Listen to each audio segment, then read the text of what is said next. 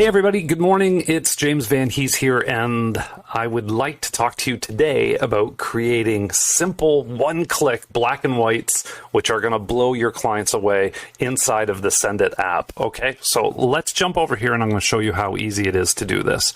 So I have an existing recipe here, and you'll notice underneath the James Enhance, we have all our regular recipe stuff going on here. But under the James, or the Image Enhance, right underneath the James pop, you have this black and white copy that you can turn on or turn off. If you turn on this black and white copy, it's going to render your file. It's going to do the resize. It's going to do the shape. It's going to do the transparency. It's going to do whatever it is that you want it to do. But it's going to add a companion file, which has been specifically toned with my unique black and white process. The process itself is tailored off of an analog television signal matched with kind of a modern day contrast ramping. So it's a really neat effect. So if you click this copy, it's going to give you that companion file, but if you hit black and white only, it's not going to save the color version of the resized file or the reshaped file. It's only going to save out the black and white version. So let me show you how this translates as an output file. So here are my source files, and I first had it run a square with only the copy on. And here it created the copy file. So here was the original, and it did the black and white version. Okay, here's the original that it did, and then it created the companion file. The original, the companion file. The black and whites are really decent. It's great tones that are in here. So I'm super happy with how this turns out consistently. Now, you may be a black and white aficionado. You might have like a very particular thing as far as your tones and transitions that you want with your black and whites, and that's totally fine.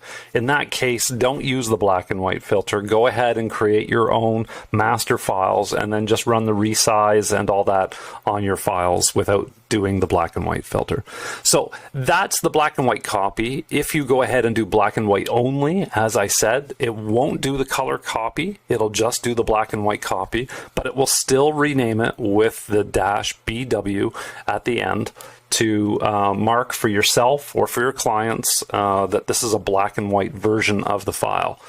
It's one thing when it's inside of its own folder, but if you didn't do the subfolders or create the separate folders and you have just a list of files in a row, it's really handy to be able to distinguish by file name which ones are the black and whites or not. And then I ran it on a circle, the actual one that we were looking at there. Again, it did the circle with the stroke, and it just did the black and white copy. So the black and white copy is exactly the same as the original one. It's just that it has the black and white filter applied to it. And then we did it also with the black and white only version, and it does as it says. It only creates the black and white. So creating amazing black and whites that you can package with your existing work, or you can create a new upsellable package for your clients is super easy. With one, maybe 2 clicks, you can do this. So give it a try, work on it, offer it to your clients, get that feedback, let us know, and use it and make some money and enjoy it. Guys, more information is coming your way. Thank you again for your continued support of Sendit, and I will be talking to you really soon.